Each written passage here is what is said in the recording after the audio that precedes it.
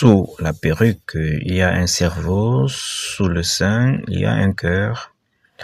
La légende de la country Dolly Parton est morte. La chanteuse américaine avait 80 ans. C'était une légende de la musique country, connue pour ses titres Jolene, Coat of Many Colors, I Will Always Love You, repris par Whitney Houston, et 9 to 5, un personnage haut en couleur. La chanteuse américaine Dolly Parton est morte, elle avait 80 ans, c'était une légende. Parton était devenue une immense star dans les années 70 avec des singles comme Coat of Many Colors, suivi de succès tels que I Will Always Love You, repris par Whitney.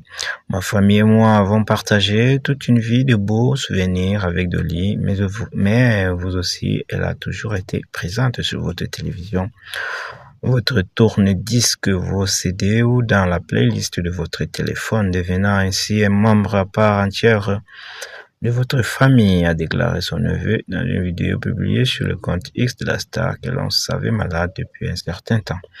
Elle a toujours la musique dans la peau. Cette fille de fermier du Tennessee composait des chansons à 5 ans en dictant les paroles à sa mère. Les succès seraient presque immédiats. Aux États-Unis, elle était tout autant une légende de la musique qu'un personnage haut en couleur. Dolly, alias Papillon pour ses amis, aimait grossir le trait.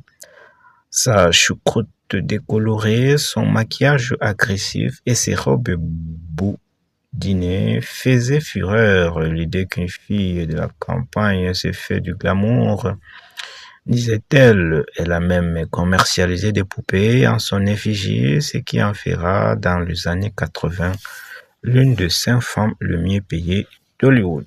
Ce n'est pas tout ce que je suis, expliquait-elle dans le New York Times. Ce n'est même pas la majeure partie de ce que je suis. J'espère que les gens peuvent voir sous la perruque qu'il y a un cerveau, sous le sein et qu'il y a un cœur, et derrière tout le reste qu'il y a du talent.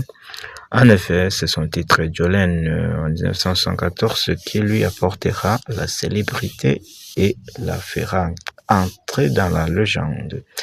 Toujours dans le couple, elle a joué dans une publicité diffusée pendant le Super Bowl en 2021. Elle était entrée au sein du mythique Rock Roll Hall of Fame.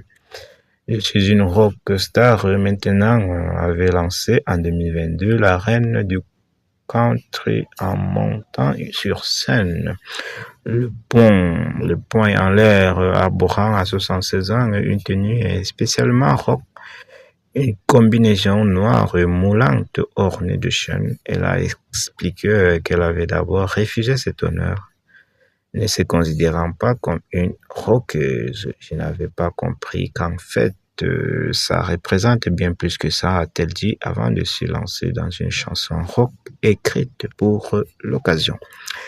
L'écriture est aussi pour moi naturelle que de m'élever et de préparer le petit déjeuner, expliquait-elle. Je ne suis jamais loin d'un crayon et d'une feuille de papier ou d'un magnétophone. J'écris tous les jours, même quand je suis dans un avion, dans la baignoire ou dans le bus.